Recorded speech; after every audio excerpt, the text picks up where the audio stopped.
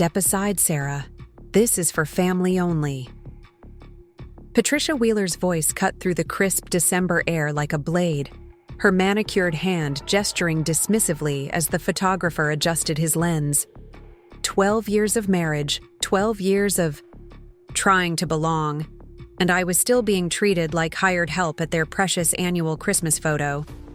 What she didn't know was that 3 weeks earlier, I had quietly acquired Pacific Northwest Lending Corp, the company that held every single Wheeler property mortgage.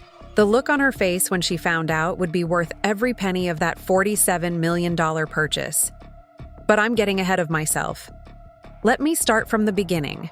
Before we jump back in, tell us where you're tuning in from, and if this story touches you, make sure you're subscribed, because tomorrow, I've saved something extra special for you.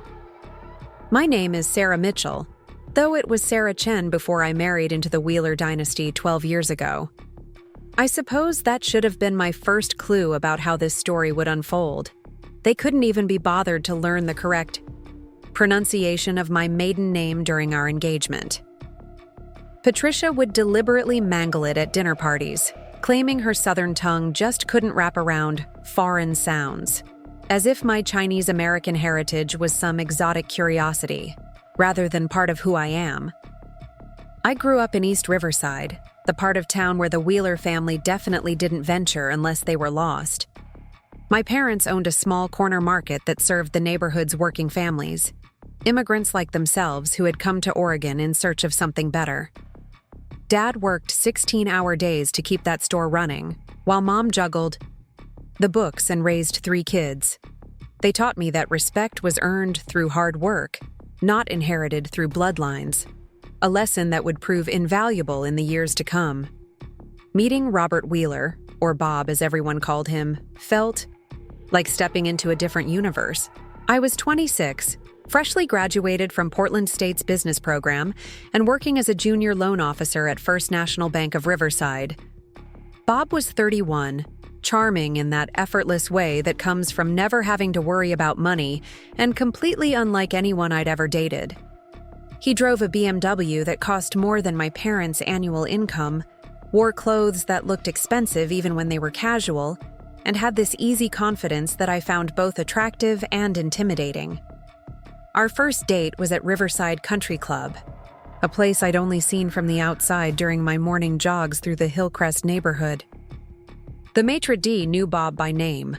The waiters anticipated his preferences without being asked, and everyone seemed to orbit around him like he was some kind of minor celebrity. I felt completely out of place in my best dress, a black number I'd bought on sale at Macy's, but Bob made me feel like I belonged. He was genuinely interested in my work at the bank, asked thoughtful questions about my family, and never once made me feel like the scholarship kid who'd fought for everything she had. The Wheeler family compound sat on 15 acres of prime, Hillcrest real estate, complete with the main house, a guest cottage, and sprawling gardens that required a full-time staff to maintain. The house itself was a testament to old money, not flashy or ostentatious, but solid and impressive in that understated way that screams generational wealth. Patricia Wheeler had inherited it from her father, along with the family vineyard business that had been operating since 1952.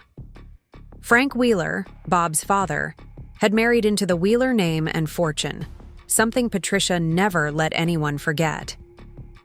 My first dinner at the Wheeler house was a masterclass in subtle intimidation. Patricia greeted me with the kind of smile that doesn't reach the eyes, the type I'd later learn was her specialty. She complimented my outfit in a way that somehow made it clear she thought it was inappropriate.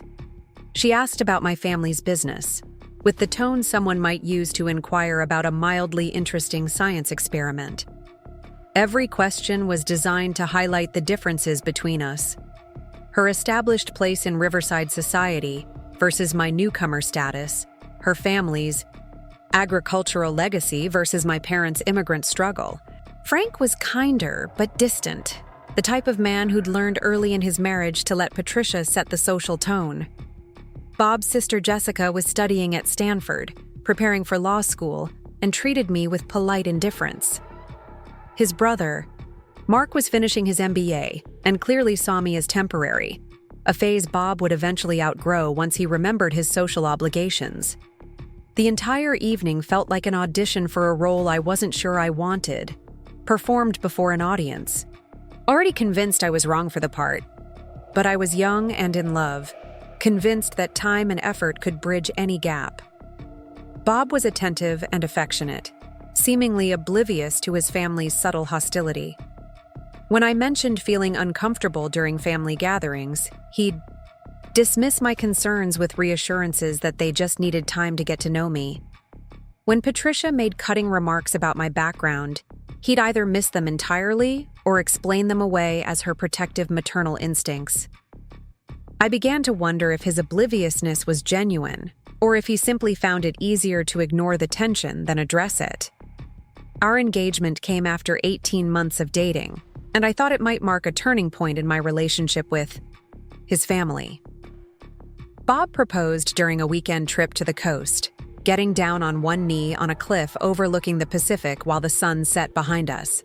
It was romantic and perfect, and I said yes without hesitation. The ring was his grandmother's, a vintage setting with a modest but beautiful diamond that Patricia had reluctantly agreed to part with. Even that gesture came with conditions and commentary about family traditions and the importance of preserving Wheeler heirlooms for future generations. The wedding planning process became my first real education in Wheeler family dynamics. Patricia had opinions about everything: the venue, the flowers, the menu, the guest list. Preparing and narrating this story took us a lot of time, so if you are enjoying it, subscribe to our channel. It means a lot to us. Now back to the story.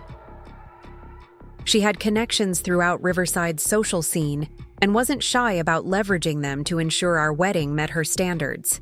What she couldn't understand was that I had my own vision for the day, my own preferences and traditions I wanted to honor. Every suggestion I made was met with gentle but firm redirection towards something more appropriate for the Wheeler family image. The compromise we eventually reached satisfied no one. The ceremony was held at Riverside Country Club, Patricia's preferred venue. But we incorporated elements from Chinese wedding traditions that meant something to my family. The reception featured both Western and Asian cuisine, though Patricia made sure to seat the more conservative Wheeler relatives far from my extended family. My parents looked overwhelmed by the grandeur of it all, while the Wheeler side seemed to barely tolerate the cultural additions they viewed as exotic interruptions to proper wedding protocol. Our early married years were a constant balancing act between building my career and navigating family expectations. I'd been promoted to senior loan officer at First National and was developing a reputation for innovative financing solutions, particularly in commercial real estate. The work energized me in a way that social obligations never could. I understood numbers, could read financial statements like novels, and had an intuitive grasp of market trends that my colleagues respected. In the sterile environment of spreadsheets and loan applications, my background was an asset rather than a liability. Bob was working in sales for a technology company, a job that utilized his natural charm and social connections, but never seemed to fully engage his passion. He talked occasionally about starting his own business or joining the family vineyard operation, but those conversations always ended with vague promises about someday and when the time is right.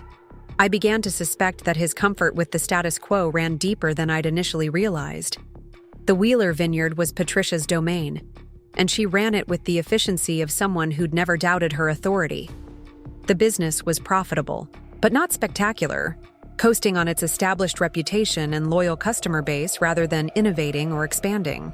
When I offered suggestions based on my banking experience, potential financing options for equipment upgrades, market analysis for new distribution channels, Patricia would listen politely before explaining why my ideas wouldn't work for a traditional family operation like ours. 3 years into our marriage, I made the decision that would eventually change everything.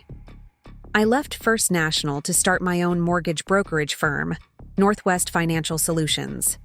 Bob was supportive, Patricia was skeptical, and Frank offered cautious encouragement. Starting the business required every penny of my savings plus a small business loan that I'd secured through my professional connections. The early months were grueling. 16-hour days spent building client relationships, developing financing packages, and establishing credibility in a male-dominated industry. The breakthrough came when I successfully structured a complex commercial loan for a hotel development project that 3 other firms had declared impossible. The deal involved multiple funding sources, creative collateral arrangements, and regulatory hurdles that required patience and expertise to navigate. When the project was completed on time and under budget, word spread quickly through Riverside's business community. Suddenly, developers and property investors who'd never considered working with a small woman-owned firm were calling to discuss their financing needs.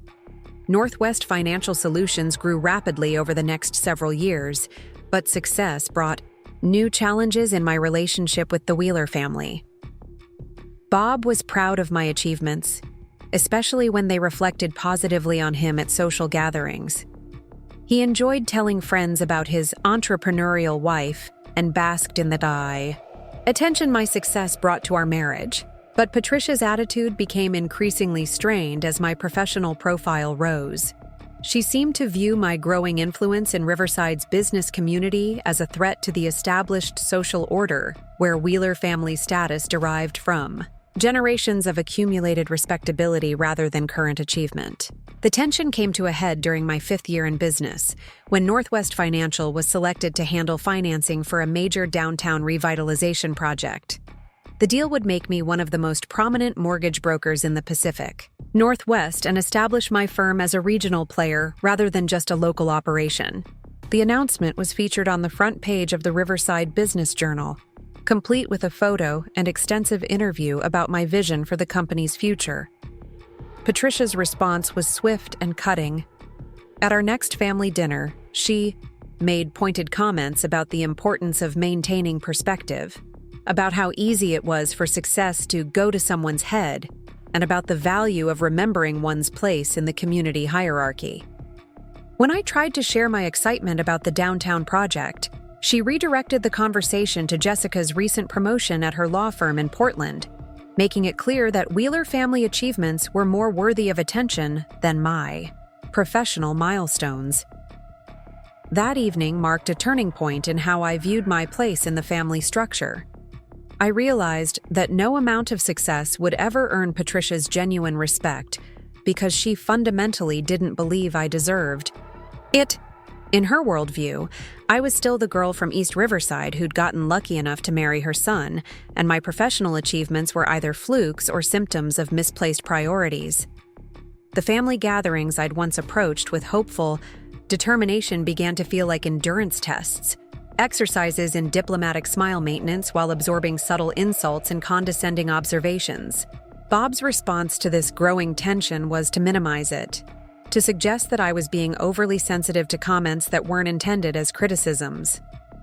When I pointed out specific examples of his mother's behavior, he'd explain them away as generational differences or manifestations of her strong personality, rather than deliberate attempts to undermine me. His inability or unwillingness to recognize the pattern of disrespect created a secondary source of frustration that gradually eroded my confidence in our partnership.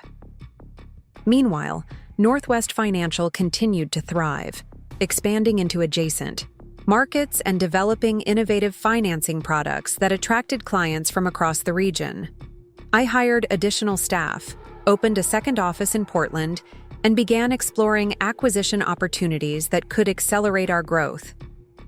The business had become more than just my career. It was proof that my instincts and abilities were sound, that the qualities Patricia dismissed as inappropriate ambition were actually valuable assets in the real world. The irony wasn't lost on me that my success was increasingly built on understanding exactly the kind of financial instruments that underpinned the Wheeler family's prosperity. Mortgages, commercial loans, property financing. These were the mechanisms that enabled wealthy families to maintain and expand their holdings across generations. Through my work, I gained intimate knowledge of how generational wealth operated, how property portfolios were leveraged and protected, and how financial institutions could be powerful tools for those who understood how to use them strategically. By our 10th anniversary, Northwest Financial had become one of the largest independent mortgage companies in Oregon, with assets under management approaching $200 million. We'd survived the 2008 financial crisis by maintaining conservative lending standards and building strong relationships with regional banks. Our client base included major developers, established businesses, and high-net-worth individuals who valued our personalized service and creative problem-solving abilities. The success should have been a source of pride for the entire family, evidence that Bob had chosen well when he married the girl from East Riverside. Instead, it seemed to deepen Patricia's resentment and strengthen her conviction that I was somehow disrupting the natural order of things. At family gatherings, she'd make pointed comments about the importance of maintaining work-life balance, about how career obsession could damage marriages, and about the sad state of women who define themselves through professional achievements, rather than family contributions. The breaking point was building gradually, accumulating tension like water behind a dam. Every slight comment, every dismissive gesture, every time my achievements were minimized or my background was referenced as a limitation rather than an asset. I'd spent 12 years trying to earn acceptance from people who'd decided from day one that I didn't deserve it. 12 years of diplomatic smiles and careful responses to provocations designed to put me in my place. 12 years of watching my husband choose family harmony over standing up for his wife when she was being systematically diminished. The annual Wheeler family Christmas photo had become a symbol of everything wrong with my relationship with Bob's family. Every December, Patricia would organize an elaborate photo shoot at the vineyard, complete with professional photographer, coordinated outfits, and precise staging designed to showcase the family's prosperity and unity. The resulting image would be featured on their Christmas cards, distributed to business associates and social connections throughout the Pacific Northwest. It was their annual announcement to the world that the Wheeler family remained prominent, prosperous, and properly traditional. For 11 years, I'd participated in this ritual, standing where I was directed, smiling on command, and pretending that the subtle ways I was positioned at the edges or partially obscured were accidental rather than deliberate. The photographer, the same man Patricia had used for years, seemed to understand her preferences without explicit instruction. The lighting, the angles, the grouping, everything was designed to emphasize the blood family members while treating me as a necessary, but unfortunate addition to an otherwise perfect composition. This year felt different from the moment Patricia announced the photo date. There was something in her manner, a particular edge to her instructions about timing and attire, that suggested she had special plans for this year's session. Bob seemed unusually tense about the whole thing, deflecting my questions about why this year's photo seemed to carry extra importance. Jessica and Mark exchanged meaningful glances during family dinner conversations about the upcoming shoot, the kind of looks that suggested they were privy to information I wasn't. The setup was more elaborate than usual, with additional lighting, equipment, and what appeared to be multiple backdrop options. Patricia had clearly invested significant time and money in making this year's photo session particularly memorable. She supervised every detail with the intensity of someone orchestrating a major event rather than a simple family portrait. The photographer deferred to her completely, adjusting his equipment according to her specific requests and repeatedly checking to ensure every element met her approval. As we gathered on the vineyard's main lawn that December afternoon, with Mount Hood visible in the distance and the winter sun casting golden light across the dormant vines, I still believed I was participating in a family tradition that included me. Despite 12 years of subtle exclusions and diplomatic insults, despite the growing tension between my professional success and their social expectations, I still hoped that this year might mark a turning point toward genuine acceptance. That optimism was about to be shattered in the most public and humiliating way possible, setting in motion events that would fundamentally alter the balance of power between myself and the Wheeler family forever. The December wind carried the scent of pine and distant rain as Patricia positioned us according to her carefully planned vision. Frank stood in the center, his silver hair catching the afternoon light, while Patricia claimed her traditional spot at his right side. Jessica and Mark flanked their parents, both wearing the coordinated navy and cream outfits Patricia had selected weeks in advance.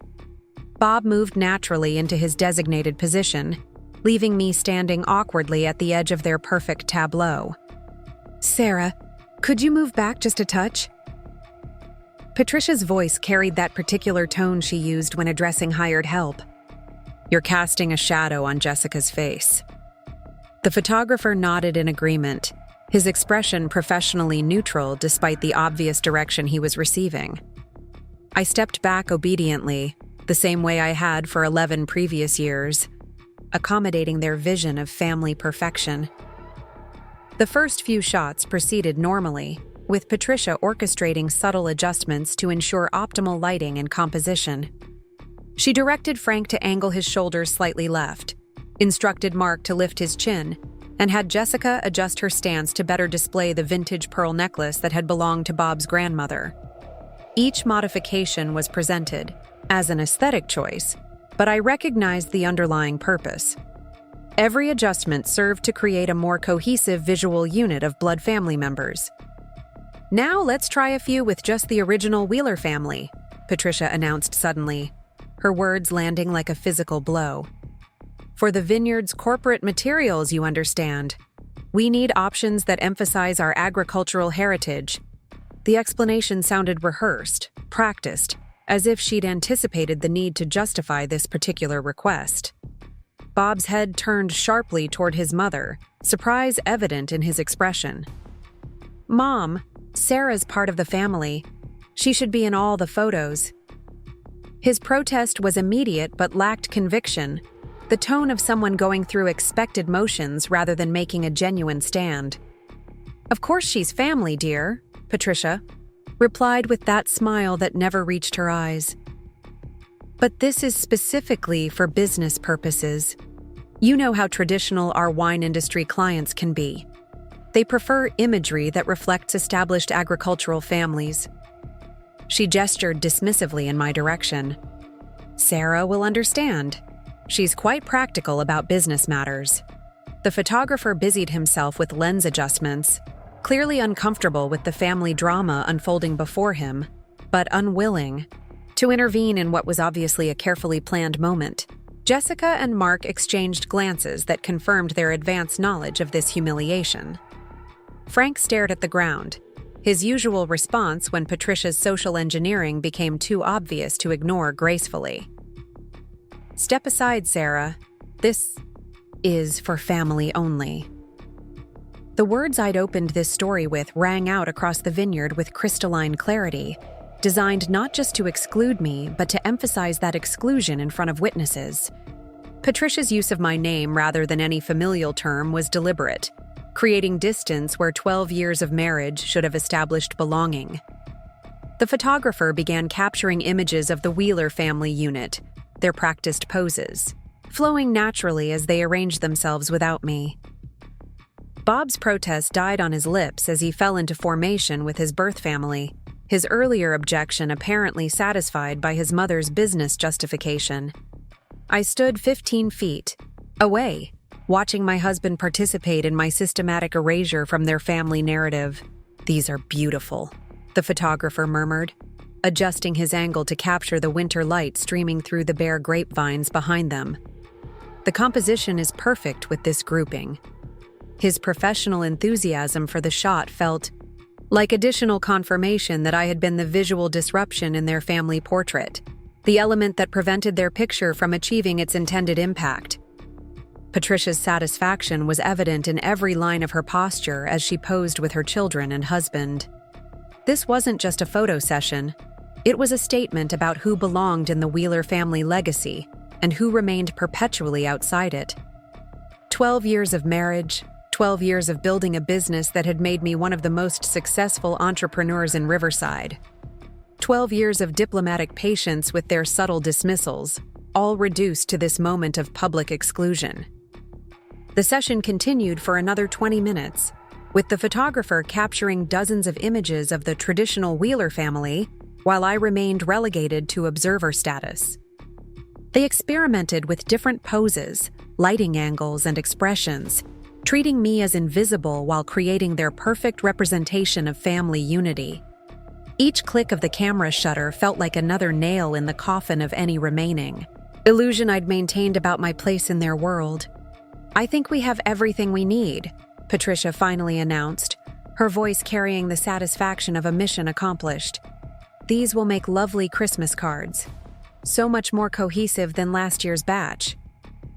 The comparison was intended to wound, a final reminder that my presence had been tolerated rather than welcomed in previous family portraits. Bob approached me as the photographer began packing his equipment, his expression sheepish but defensive. "It's just for business, Sar. You know how Mom gets about the vineyard's image. It doesn't mean anything personal." His attempt at reassurance only deepened the injury, revealing how little he understood about what had just occurred or how it felt to be systematically erased from family documentation. "Of course," I replied, my voice steady despite the storm of emotions churning beneath the surface. "Business images. I understand completely." The words came out calm and professional, giving no indication of the transformation beginning to take shape in my mind. Bob seemed relieved by my apparent acceptance, perhaps believing his mother's humiliation had been successfully normalized through his casual explanation. Jessica and Mark chatted easily with their parents as we walked back toward the main house, their conversation flowing naturally around topics that excluded me by design. They discussed holiday travel plans I hadn't been informed about, family traditions I'd never been invited to participate in, and social events where my attendance was apparently neither expected nor desired. The ease with which they conducted this exclusionary conversation suggested it was their normal mode of operation, not an exceptional response to unusual circumstances. Frank fell into step beside me as we approached the house, his discomfort, with the afternoon's events evident in his reluctance to make eye contact. "Patricia means well," he said quietly, the same excuse he'd been offering for his wife's behavior throughout our 12-year relationship. "She just gets focused on maintaining family traditions. It's not personal." The comment revealed the fundamental misunderstanding that had defined my relationship with the Wheeler family from the beginning. They viewed their systematic exclusion of me as maintenance of tradition rather than deliberate cruelty.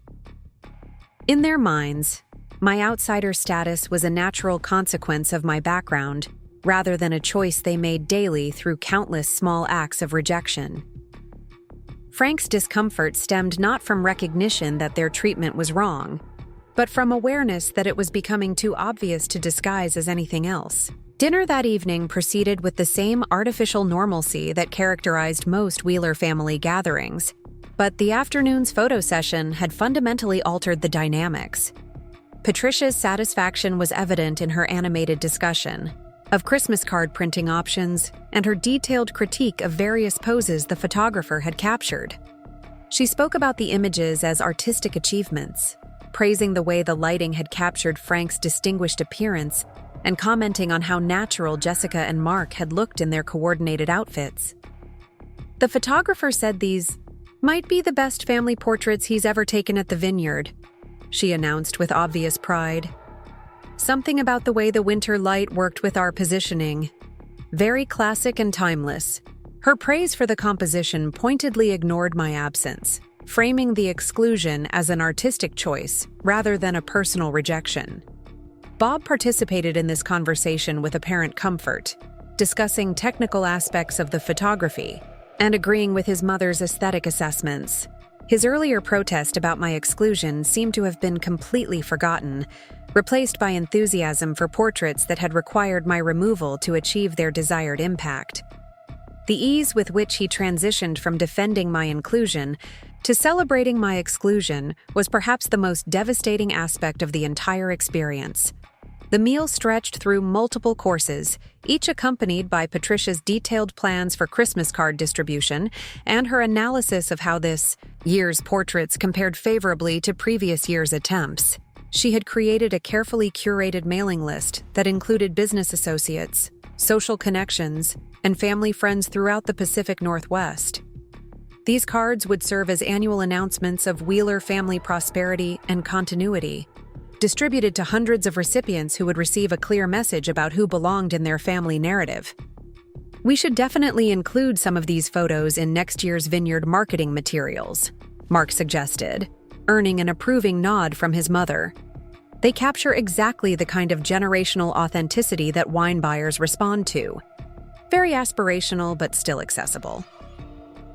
His comment revealed the calculated nature of my exclusion, confirming that business justification had been genuine rather than mere pretext for personal rejection. Jessica agreed enthusiastically, adding observations about how the portraits could be incorporated into the vineyard's social media strategy and website redesign.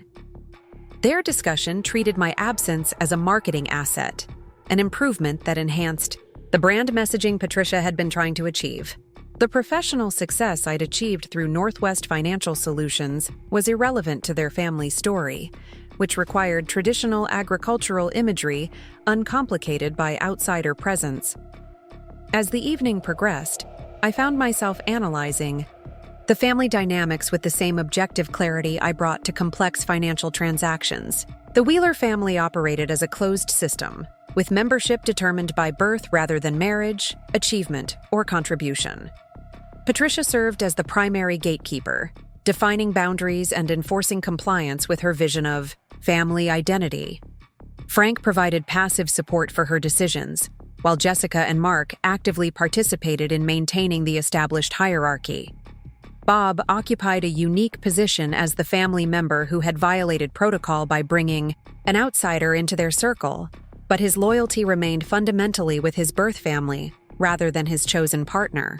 His periodic protests about their treatment of me served as pressure release valves, allowing him to maintain the illusion that he supported me while ultimately enabling their behavior through his passive acceptance. The family photo session had simply made this dynamic explicit, rather than leaving it hidden beneath layers of social courtesy. The drive home was conducted in silence, with Bob seemingly oblivious to the significance of what had transpired. He hummed along to the radio and made casual observations about holiday decorating plans, treating the afternoon as a routine family obligation successfully completed, rather than a watershed moment in our relationship. His inability to recognize the deeper implications of my public exclusion revealed how completely he'd internalized his family's view of our marriage as his individual choice rather than their collective responsibility. "I think the photos turned out really well," he said, as we pulled into our driveway. "Mom seemed happy with how everything looked. The photographer definitely knew what he was doing."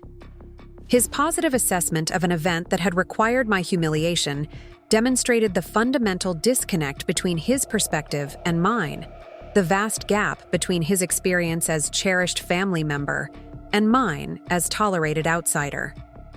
I responded with non-committal sounds of agreement, unwilling to initiate the confrontation that would inevitably result from sharing my actual feelings about the afternoon's events.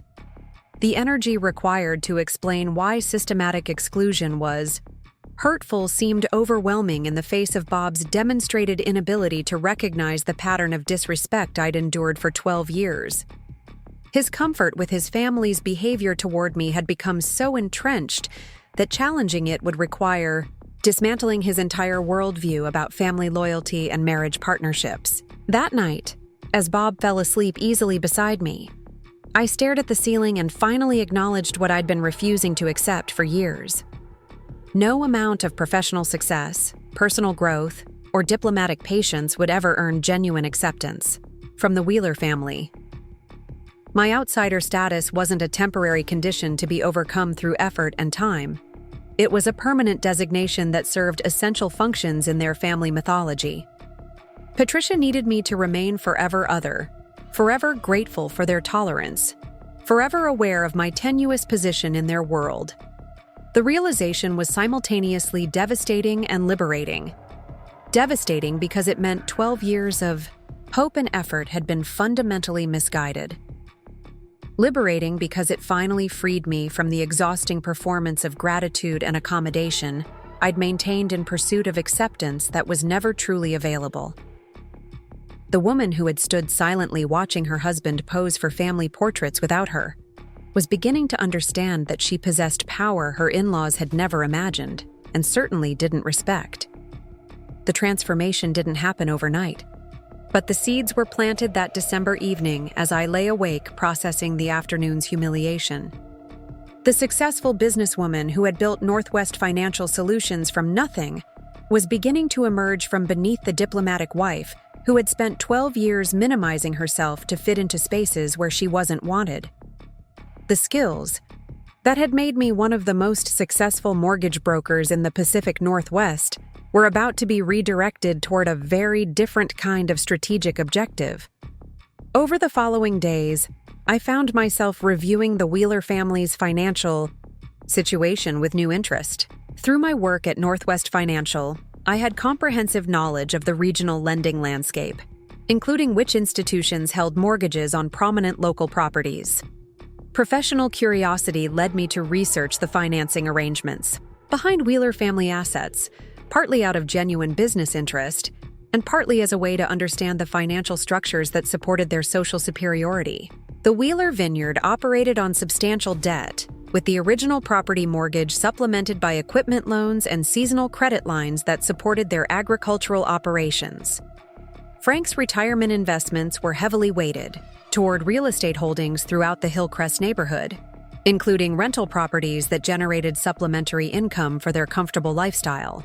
Jessica's law practice in Portland was supported by a commercial property loan, while Mark's recent home purchase had required a jumbo mortgage that stretched his qualifying ratios to their maximum limits. Patricia's confidence in her family's financial stability was based on property values and income streams that looked solid from the outside, but actually depended on continued favorable lending conditions and market performance. Their prosperity was real, but not as bulletproof as their social behavior suggested.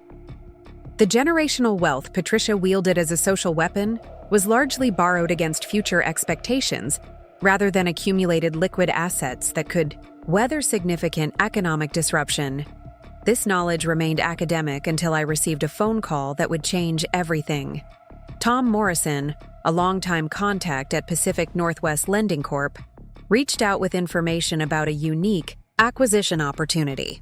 The company was being sold by its founding family, who wanted to retire from active management while maintaining some ownership stake in the regional mortgage market.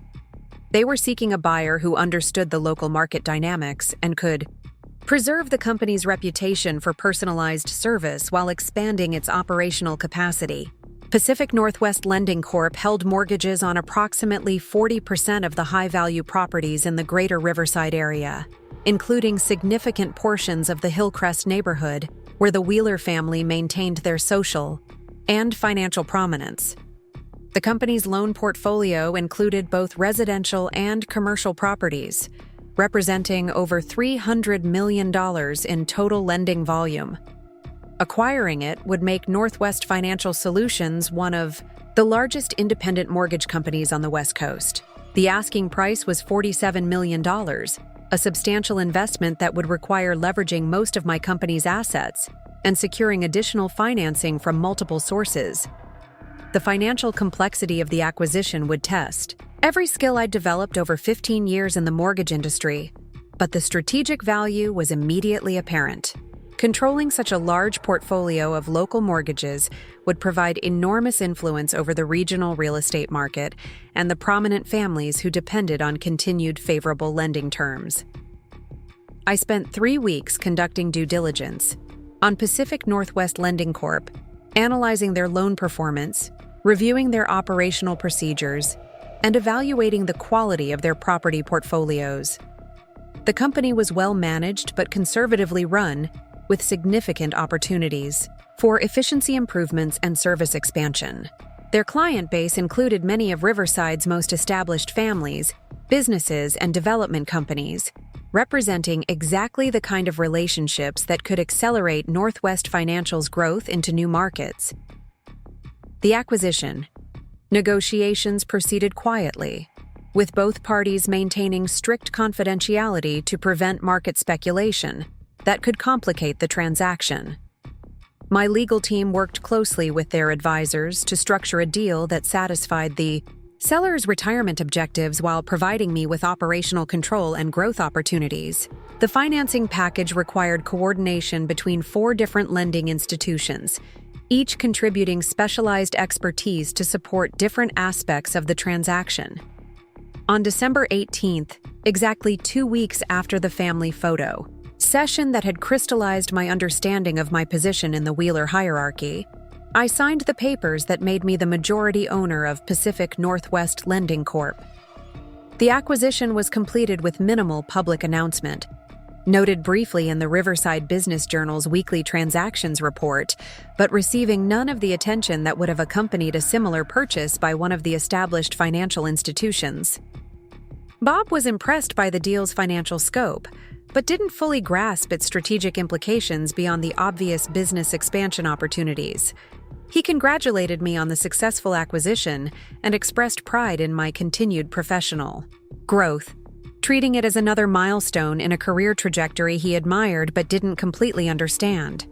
His focus remained on the surface-level success rather than the underlying power dynamics that the purchase would inevitably affect.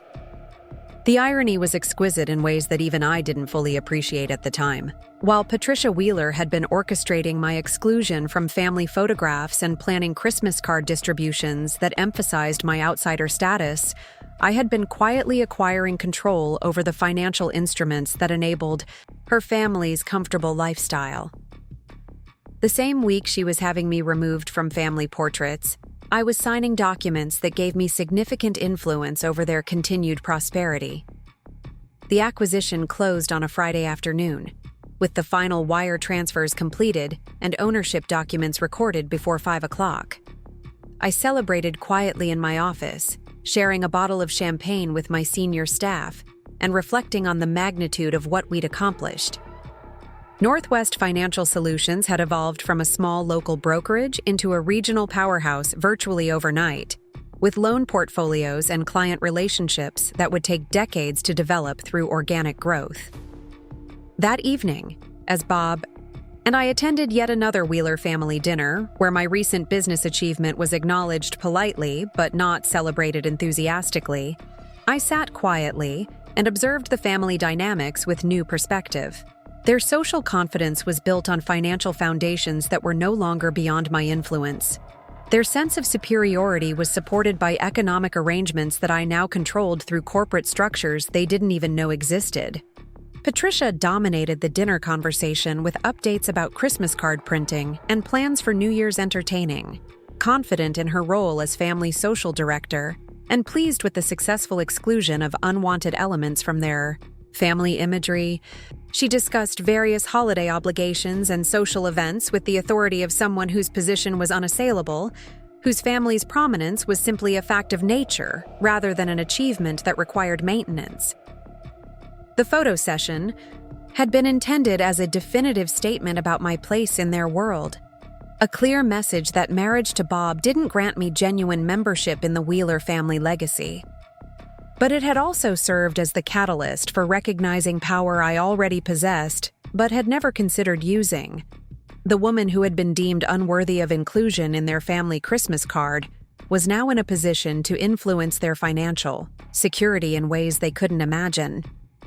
The acquisition would remain confidential until the first quarterly reports were published, giving me several months to consolidate operations and develop strategic plans before the Wheeler family learned about their changed circumstances.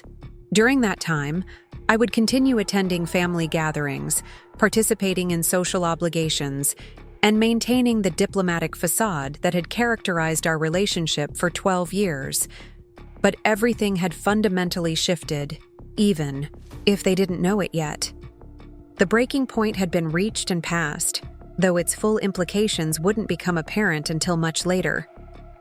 The family photo session had ended my emotional investment in earning their acceptance, while the Pacific Northwest Lending acquisition had provided practical tools for demonstrating that their acceptance was ultimately irrelevant.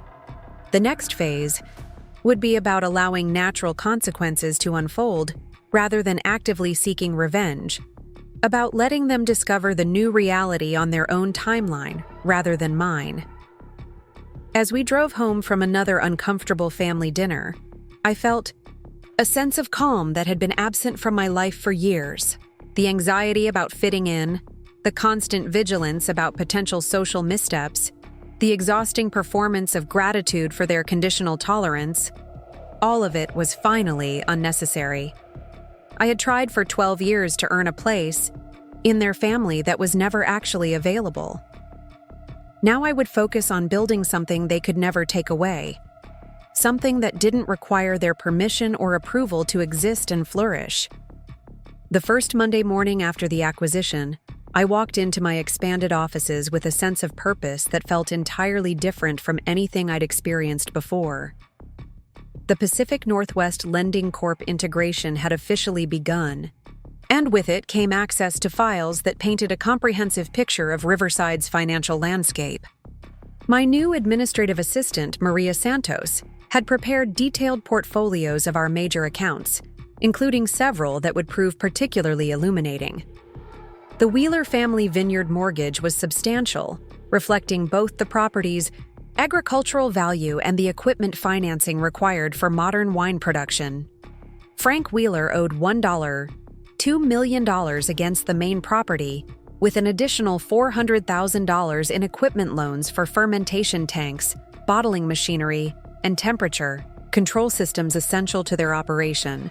The loans were current, but not comfortably so, requiring monthly payments that consumed a significant portion of their seasonal revenue. Patricia's childhood home, now used as a rental property in the historic district, carried a $650,000 mortgage that had been refinanced twice in recent years. The rental income barely covered the mortgage payments, property taxes, and maintenance costs, making it more of a prestige holding than a profitable investment. Jessica's commercial property in Portland, housing her law practice, represented another $800,000 in debt, while Mark's recent home purchase had required a $950,000 jumbo loan that stretched his debt-to-income ratio to the maximum allowable threshold. The financial picture that emerged was one of a family living well, but without significant liquidity reserves. Their prosperity was real but leveraged, dependent on continued property appreciation and stable income streams to service debt obligations that totaled nearly $4 million across their various holdings. Any disruption to their financial stability would create immediate pressure, particularly given the seasonal nature of vineyard revenues and the competitive challenges facing small agricultural operations. I spent the morning reviewing loan performance metrics and payment histories, noting patterns that revealed the underlying stress in their financial situation. The vineyard mortgage had been late twice in the past 18 months, though never more than 15 days past due. Frank's rental property had required a payment extension during a period when the unit remained vacant for 3 months. Mark's mortgage payments consistently arrived within days of the due date, suggesting tight monthly cash flow management rather than comfortable reserves. The information was professionally acquired through legitimate business operations, but it provided insights into Wheeler family dynamics that 12 years of marriage had never revealed. Their confidence in social situations stemmed partly from genuine financial security, but also from careful management of appearances that concealed underlying vulnerabilities. The agricultural heritage Patricia wielded as social capital was supported by modern financing arrangements that could become problematic under adverse conditions. Diana Torres, my attorney and longtime business advisor, arrived for our scheduled integration planning meeting with her characteristic efficiency. She'd been instrumental in structuring the Pacific Northwest Lending acquisition and understood the strategic implications better than anyone outside my immediate circle. Diana had built her practice representing women entrepreneurs and understood the unique challenges of operating in male-dominated industries, where competence was often questioned and achievements were frequently minimized. "The operational integration is proceeding smoothly," she reported, settling into the chair across from my desk with files that documented the first week's progress. "The existing staff at Pacific Northwest Lending are adapting well to our procedures, and we've identified several efficiency improvements that should enhance profitability within the first quarter. The loan portfolio quality is even better than our initial analysis suggested." We reviewed the major accounts systematically, discussing each client's payment history, loan structure, and risk profile. When we reached the Wheeler family holdings, Diana raised an eyebrow at the concentration of debt across multiple family members. "Interesting pattern," she observed neutrally. "They've certainly maximized their borrowing capacity across the available property portfolio. Very strategic use of leverage, assuming income stability." The comment was professionally appropriate but carried undertones that acknowledged the personal dynamics involved. Diana knew about the family photo incident and the broader pattern of disrespect I'd endured from the Wheeler family over the years. She understood that this information represented more than just another client portfolio review, though she was too professional to explicitly acknowledge the personal implications during a business meeting. "What's our standard procedure for client communication regarding ownership changes?" I asked, though I already knew the answer from our extensive preparation. "Do we notify borrowers immediately, or wait for the next regular communication cycle?" The question was designed to establish clear protocols that would prevent any appearance of personal motivation in our business operations.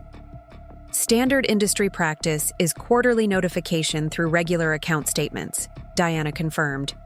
"Major ownership changes are typically announced through formal letters 60 to 90 days after closing, depending on operational consolidation timelines. Unless there are immediate changes to loan terms or servicing procedures, borrowers generally aren't notified until the next regular reporting period." This meant the Wheeler family would remain unaware of my new role in their financial arrangements for at least 2 months, possibly 3, depending on how we managed the communication timeline. During that period, they would continue making mortgage payments to the same processing center, receiving statements with the familiar Pacific Northwest Lending logo, and operating under the assumption that their financial relationships remained unchanged. The irony was almost overwhelming. While Patricia continued planning holiday entertaining and discussing Christmas card distribution strategies, she was unknowingly making mortgage payments to a company I now controlled. While she worked to exclude me from family narratives and social documentation, her family's financial stability increasingly depended on arrangements subject to my business decisions. The reversal of power dynamics was complete but hidden, waiting for the right moment to become apparent.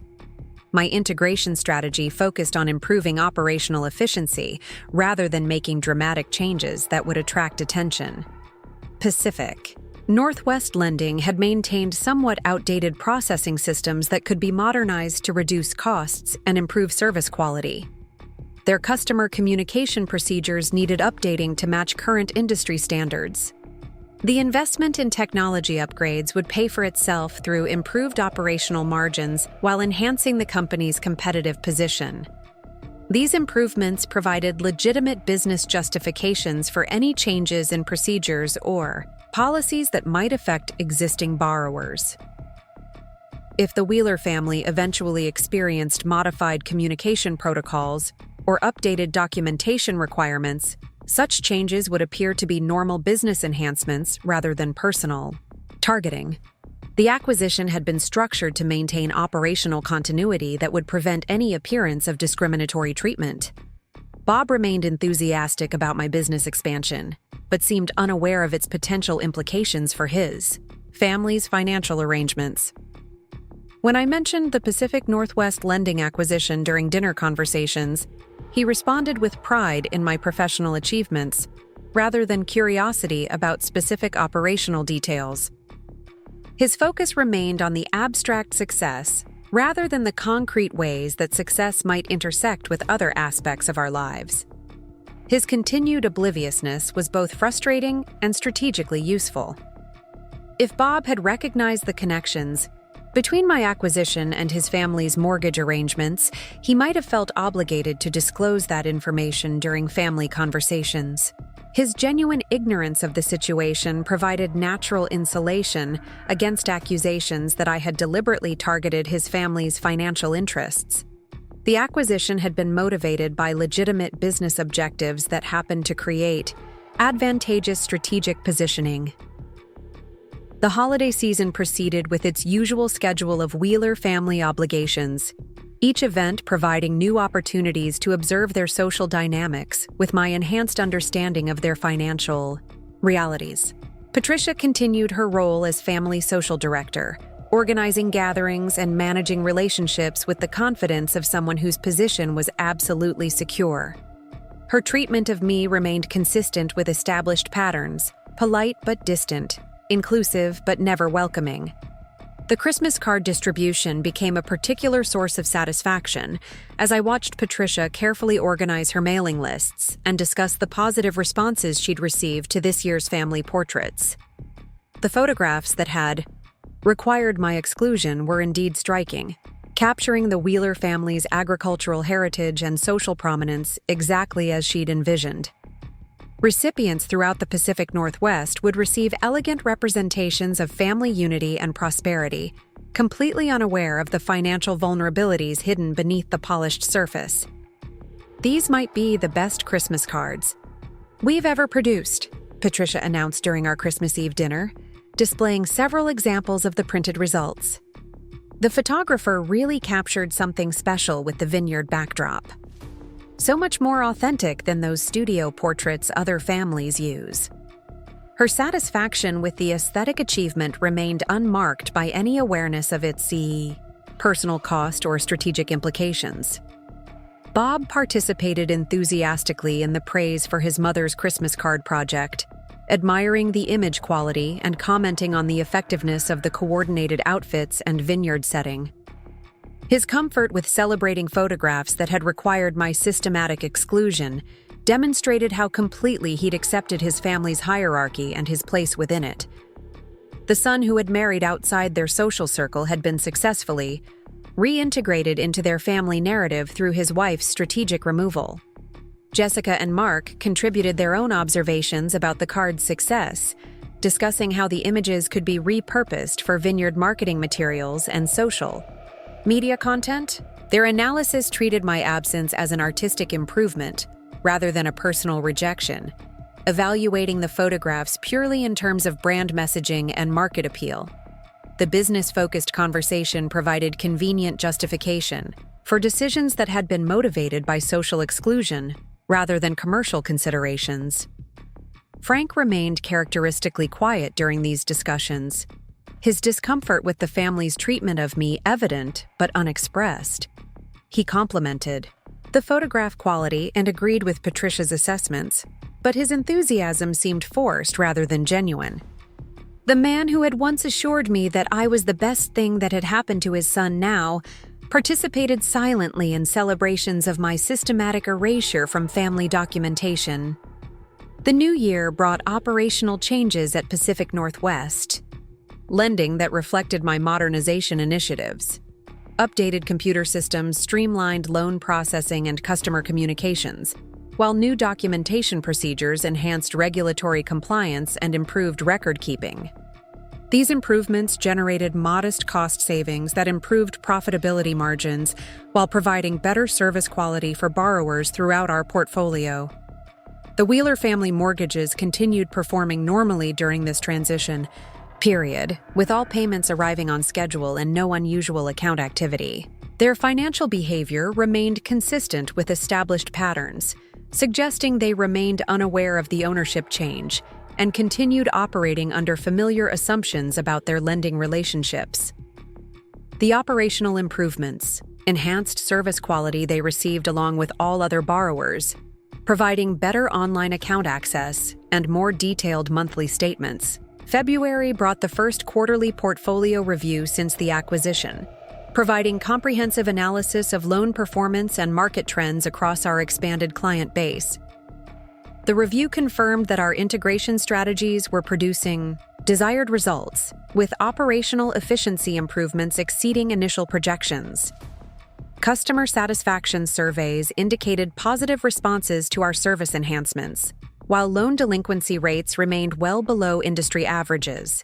Throughout the portfolio, the Wheeler family accounts appeared in these reports as routine entries among hundreds of other borrowers, their payment histories and account balances documented alongside those of other prominent Riverside families and businesses.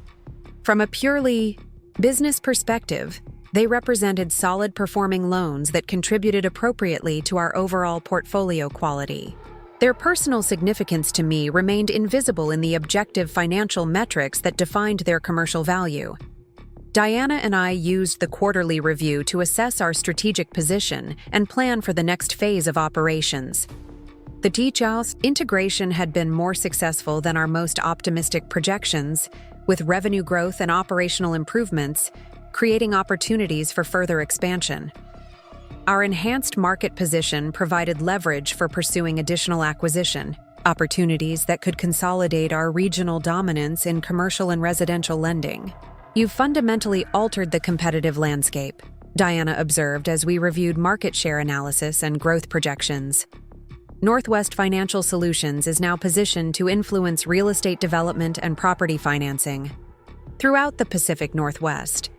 That's the kind of market power that typically takes decades to develop through organic growth. Her assessment acknowledged the strategic significance of what we'd accomplished in less than 6 months. The conversation led naturally to discussions about long-term strategic objectives and the various ways our enhanced capabilities could be leveraged for continued expansion. We explored opportunities in adjacent markets, potential partnerships with other financial institutions, and innovative service offerings that could differentiate us from larger competitors. Each option represented ways to build upon our success while maintaining the competitive advantages that had made our rapid growth possible. These strategic planning sessions provided welcome distraction from the ongoing challenges of my relationship with the Wheeler family. Professional success offered measurable achievements and clear objectives that contrasted sharply with the subjective frustrations of social situations where my accomplishments were consistently minimized. The business world operated according to rules I understood and excelled within, while family gatherings remained governed by social hierarchies that seemed designed to maintain my outsider status. Bob's career had remained relatively static during this period of dramatic growth for my business operations. His sales position provided comfortable income but limited advancement opportunities, and he seemed content with the stability rather than ambitious for greater achievement. Our professional trajectories were diverging in ways that highlighted fundamental differences in our approaches to work and success. While I pursued expansion and influence, he maintained steady performance within established parameters. This disparity created subtle tensions in our marriage that neither of us directly addressed, but both clearly felt. My increasing prominence in Riverside's business community contrasted with his more modest professional profile, challenging traditional expectations about spousal roles and family dynamics. The financial success that provided me with strategic options and independence also created pressure within a relationship that had been built on different assumptions about our respective futures. The Wheeler family seemed to view these developments with mixed feelings, proud of their connection to my business success, but uncomfortable with the implications for their family hierarchy. Patricia's responses to my achievements remained grudgingly positive but carefully limited, acknowledging professional milestones while emphasizing the importance of maintaining proper perspective and family priorities. Her comments suggested concern that my expanding influence might disrupt established social arrangements that had served their family well. March brought the first direct communication between Pacific Northwest Lending and its borrower base regarding the ownership change. The letters were carefully crafted to emphasize continuity and improvement rather than dramatic transformation, explaining that Northwest Financial Solutions had acquired the company to enhance service capabilities and expand financing options for existing clients. The tone was professional and reassuring, designed to maintain confidence while acknowledging the significant change in ownership structure. The Wheeler family would receive these letters along with all other borrowers, learning through routine, business correspondence that their mortgage arrangements were now controlled by the company I had built from nothing 15 years earlier. The notification would arrive without fanfare or special attention, treated as standard customer communication rather than personal revelation. Their discovery of my new role in their financial lives would occur through the same impersonal channels used for all business announcements. I found myself anticipating their reactions with a mixture of professional detachment and personal satisfaction. The woman they had deemed unworthy of inclusion in family photographs now controlled the financial instruments that enabled their comfortable lifestyle. The outsider they had systematically excluded from social documentation held significant influence over their continued prosperity. The agricultural heritage Patricia used as social capital was supported by arrangements subject to my business decisions. The irony was particularly acute given the timing of these developments relative to the Christmas photo session that had crystallized my understanding of my position in their family hierarchy. While they had been orchestrating my exclusion from family imagery, I had been acquiring control over financial relationships that underpinned their social confidence. Their assertion of superiority through systematic rejection had coincided precisely with my achievement of practical influence over their economic security. The letters would be mailed on a Friday afternoon in mid-March, arriving in Riverside mailboxes during the following week, while I attended a mortgage industry conference in Seattle. The timing was coincidental but appropriate, allowing me to maintain professional distance while they processed the implications of information they would receive through routine business channels. Their initial reactions would occur without my direct involvement, preventing any appearance that I had orchestrated the revelation for dramatic effect.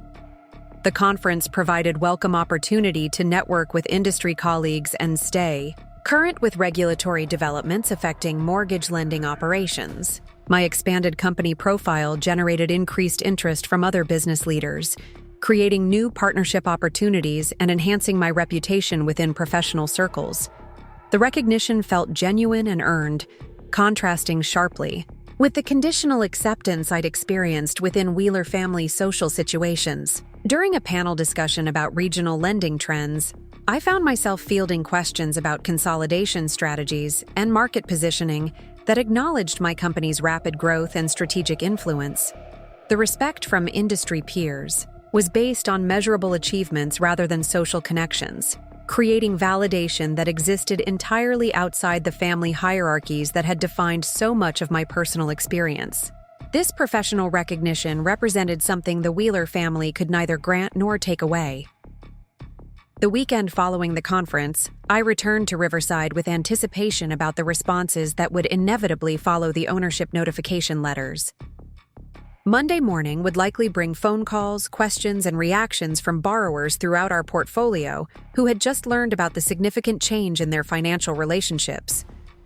Among those calls would presumably be communications from Wheeler family members seeking clarification about what this development meant for their various loan arrangements. Bob remained unaware of the impending revelation, focused on his own work commitments and apparently oblivious to the timing of customer notifications about the Pacific Northwest Lending acquisition. His continued ignorance would provide natural insulation against accusations that I had deliberately timed the disclosure for maximum personal impact. When the Wheeler family learned about my new role in their financial affairs, his genuine surprise would demonstrate that I had maintained appropriate professional boundaries throughout the integration process. The stage was set for the next phase of this evolving situation, though I had no specific plans for how to handle the Wheeler family's inevitable response to learning about their changed circumstances.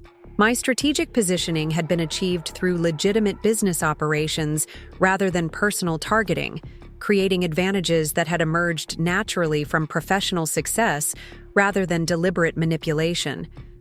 Whatever happened, next would result from their choices about how to process this new information rather than actions I had planned or orchestrated.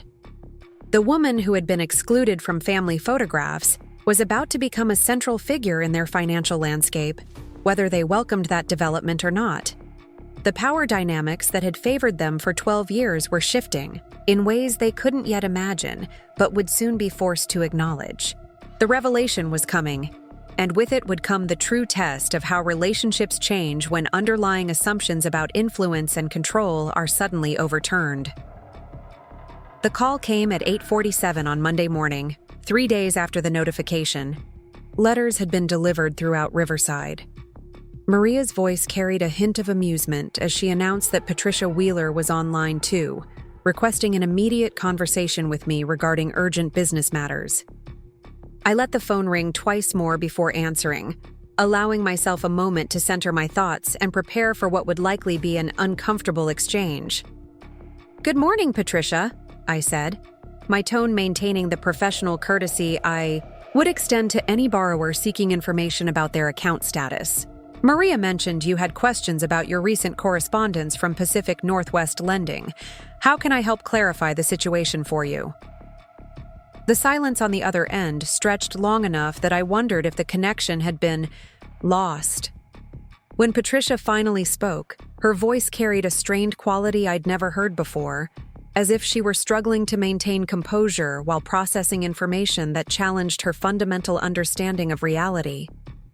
"I think there's been some kind of mistake," she began carefully, each word measured and deliberate. "We received a letter indicating that Northwest Financial Solutions has acquired Pacific Northwest Lending Corp. That would mean you now control our mortgage arrangements. Surely that can't be correct." The hope in her voice was unmistakable, a desperate belief that this development was somehow an administrative error that could be corrected through proper channels. Patricia Wheeler, who had spent decades orchestrating social situations to maintain her family's position at the center of Riverside's hierarchy, was suddenly confronting the possibility that power dynamics had shifted in ways she couldn't control or reverse. "The information in your letter is accurate," I confirmed, allowing a slight pause before continuing. Northwest Financial Solutions completed the acquisition of Pacific Northwest Lending Corp in December.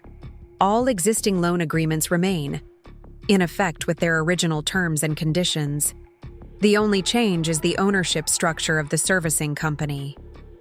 Another long silence followed, during which I could almost hear Patricia's mind racing through the implications of this revelation. The woman who had excluded me from family photographs was now learning that her family's financial security depended on arrangements I controlled. The agricultural heritage she wielded as social capital was supported by mortgage agreements subject to my business decisions. "This is highly irregular," she said finally, her voice regaining some of its familiar authority. "There must be regulations preventing this kind of situation. Surely there are rules about conflicts of interest when family members control each other's financial obligations." Her legal reasoning was flawed but understandable, reflecting her desperate search for mechanisms that might restore the previous balance of power.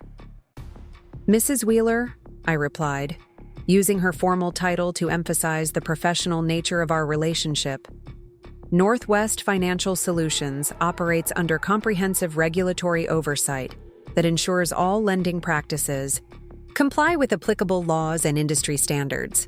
Our acquisition of Pacific Northwest Lending was properly vetted by banking authorities and conducted according to established procedures for corporate transactions." The explanation was factually accurate, but failed to address Patricia's underlying concern, which wasn't really about regulatory compliance, but about the fundamental disruption to family hierarchies she had spent years carefully maintaining. The social structures that had enabled her to treat me as a permanent outsider were now complicated by financial realities that couldn't be managed through dinner party seating arrangements or Christmas card exclusions. "I want to speak with Frank about transferring our mortgages to another institution," Patricia announced with the decisiveness of someone accustomed to solving problems through force of will. "There are plenty of other lenders in the region who would be happy to handle our accounts. This arrangement is simply too complicated given our family relationships."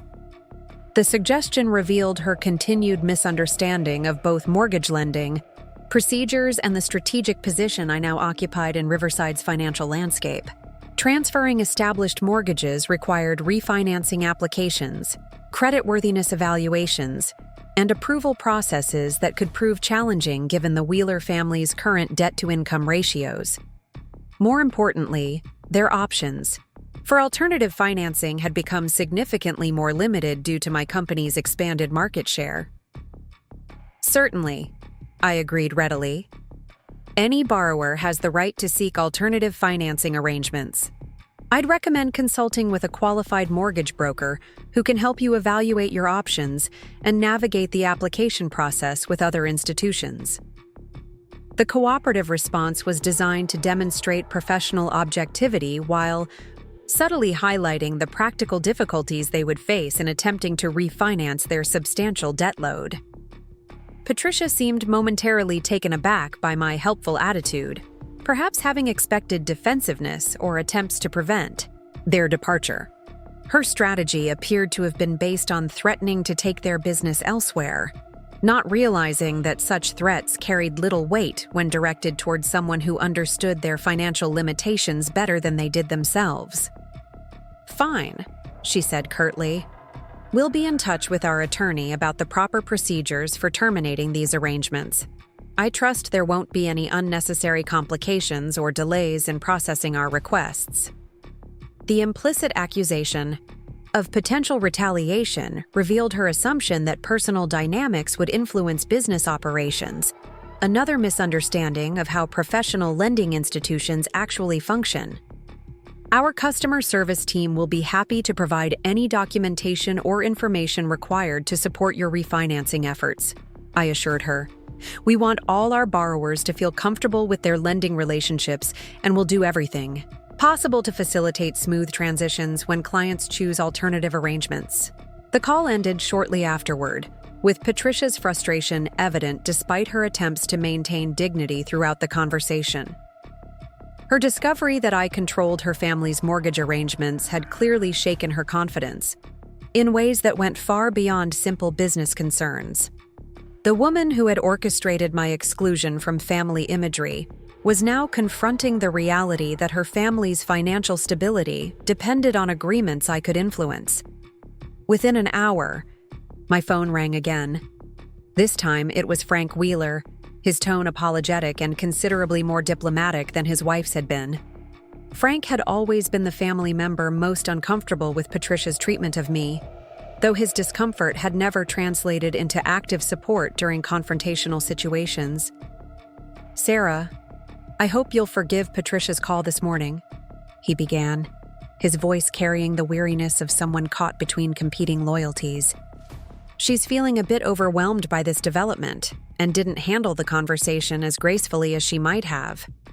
I wanted to reach out personally to discuss our situation more constructively."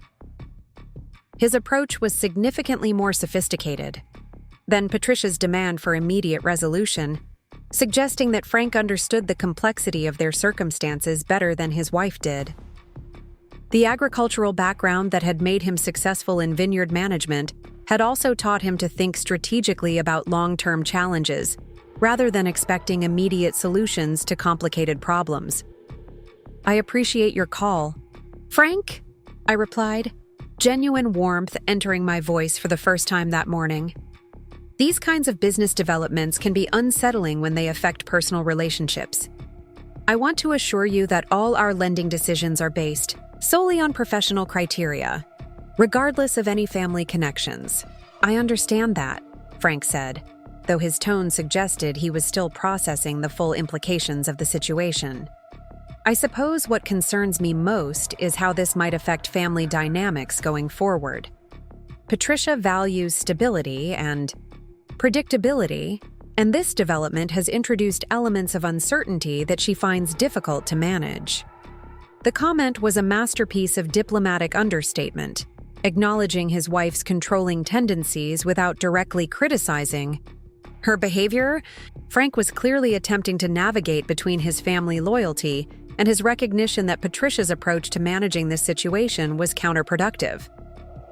"Family relationships are always complex," I agreed diplomatically. "But I think it's important to separate personal dynamics from business arrangements. Our loan servicing will continue according to established procedures regardless of any other considerations. The financial terms remain exactly as they were before the acquisition.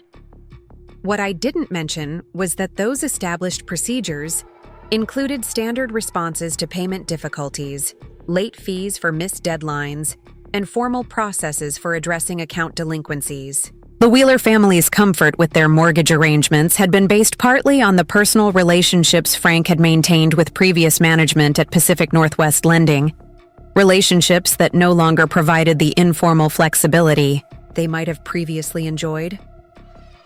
Frank seemed to understand the subtext of my response, his silence stretching as he considered the implications of operating under purely professional standards, rather than the personal accommodations that had occasionally smoothed over payment timing issues in the past. The vineyard's seasonal revenue patterns sometimes created cash flow challenges that had been manageable through friendly relationships with understanding loan officers. Would it be possible for us to meet in person to discuss our accounts in more detail? Frank asked finally. I think a face-to-face conversation might help clarify expectations and address any concerns before they become larger problems. His request was reasonable and reflected the kind of direct communication that had been absent from my relationships with his family for years. Of course, I agreed immediately. Diana Torres handles our commercial account relationships and would be the appropriate person to meet with you about the vineyard financing. I can also arrange for our residential lending specialist to review your other properties if that would be helpful. The professional structure I outlined emphasized that our business relationship would operate through proper channels rather than informal family discussions. The suggestion clearly disappointed Frank, who had probably hoped that our personal relationship might provide access to special consideration or unofficial flexibility. His request for a direct meeting with me had been based on assumptions about how family connections might translate into business advantages, assumptions that my response had politely but firmly corrected. I see, he said, understanding that the personal approach wasn't going to provide the outcomes he'd hoped for. Perhaps you could recommend someone who might be interested in refinancing our properties. We'd appreciate guidance from someone who understands our situation and could help us evaluate our options objectively. The request put me in an interesting position. I could certainly provide referrals to other mortgage brokers, but my comprehensive knowledge of the Wheeler family's financial situation made me uniquely qualified to understand why those alternatives might prove challenging. Their debt-to-income ratios, seasonal revenue patterns, and recent credit history would present obstacles that Frank might not fully appreciate. I'd be happy to provide some referrals, I offered. Marcus Fleming at Riverside Mortgage Associates has experience with agricultural lending, and Jennifer Walsh at Columbia River Financial handles high-value residential properties. Both are reputable professionals who could evaluate your situation and provide honest assessments of your refinancing options. What I didn't mention was that both Marcus and Jennifer were former colleagues who would likely consult with me about any complex applications involving established clients. The Portland metropolitan mortgage market was smaller and more interconnected than most people realized, particularly for the kind of high-value, complicated financing arrangements the Wheeler family would require. Frank thanked me for the referrals and ended the call with promises to begin the refinancing process immediately. His tone suggested confidence that alternative arrangements could be secured quickly, solving the uncomfortable situation of depending on mortgage agreements controlled by his daughter-in-law. The man who had built a successful vineyard operation was approaching this challenge with the same optimism that had served him well in agricultural ventures. The third call came from Bob, whose voice carried confusion and concern rather than the anger or determination his parents had displayed. My husband had apparently learned about the situation through family discussions rather than direct communication from me, creating additional strain in our relationship that was already complicated by my expanding business success. Why didn't you tell me you owned their mortgages? He asked without preamble, his tone suggesting hurt feelings rather than professional concern. Mom called this morning completely upset, and I had no idea what she was talking about. I felt like an idiot trying to explain something I didn't understand myself. The complaint was valid, but ignored the broader context of our relationship, dynamics.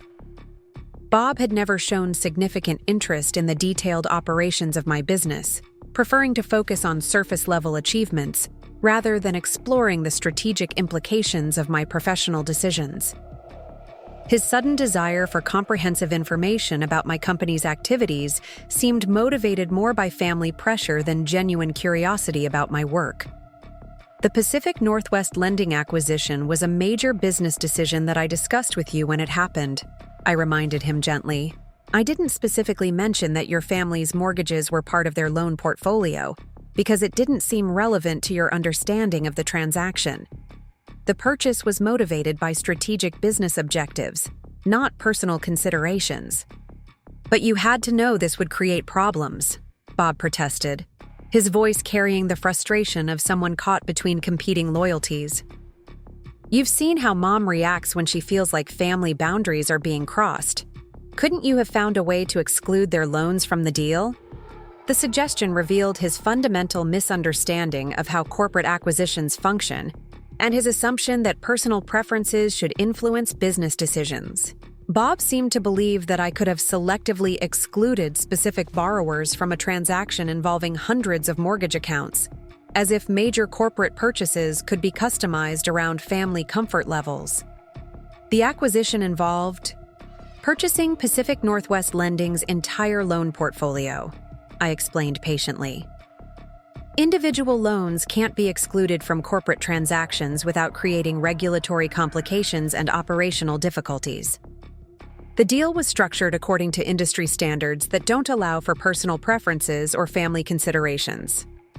Bob remained silent for several moments, apparently processing this information and its implications for his position within competing family loyalties.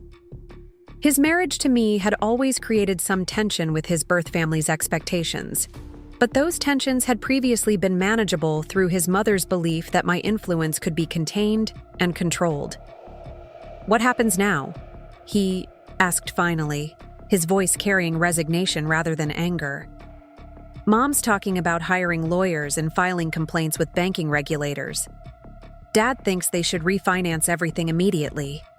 Everyone's treating this like some kind of family crisis instead of a normal business situation. The escalation Frank had mentioned was apparently accelerating, with Patricia's initial shock transforming into active resistance strategies. Her impulse to involve attorneys and regulatory authorities reflected her continued belief that proper channels existed to reverse developments she found unacceptable. The woman who had solved social problems through force of personality was applying similar tactics to business challenges that operated according to different rules.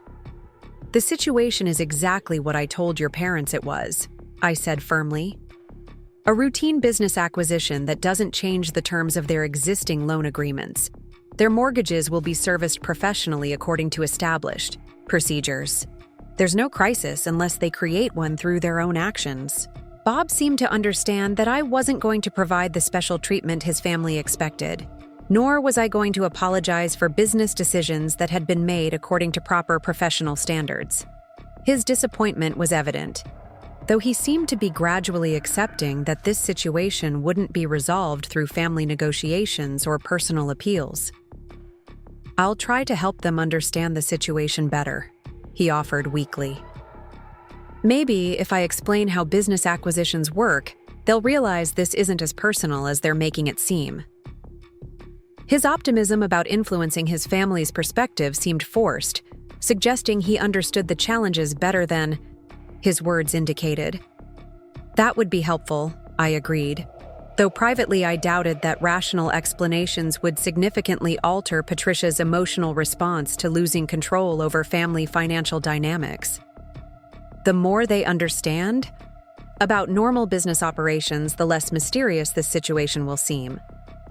The conversation ended with Bob's promises to serve as a mediator between his birth family and me, a role that placed him in the impossible position of trying to satisfy competing expectations from people who fundamentally disagreed about power, respect, and family loyalty. His discomfort with the situation was understandable, but his continued assumption that I should accommodate his family's preferences revealed how little he'd learned about my evolving perspective on our relationship. Dynamics. Over the following days, additional evidence emerged of the Wheeler family's mounting distress about their changed circumstances.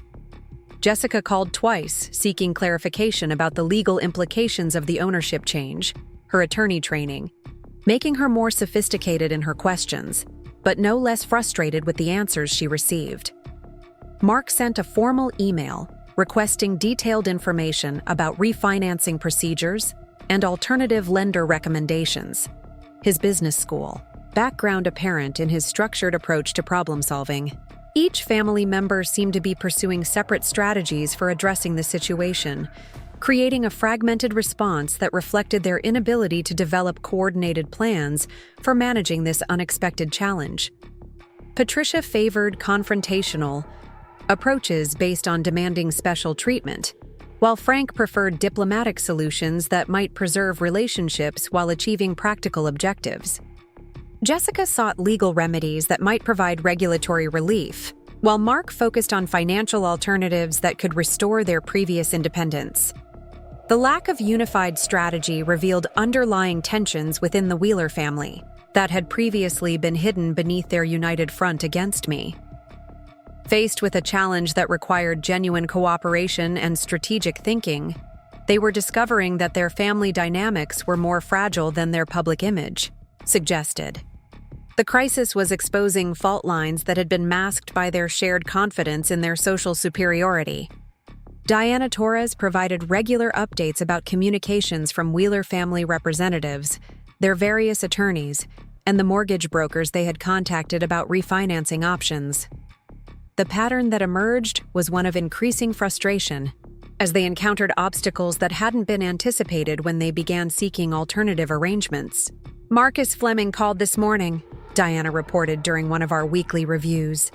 He wanted to discuss the Wheeler Vineyard account and mention some complications with their refinancing application.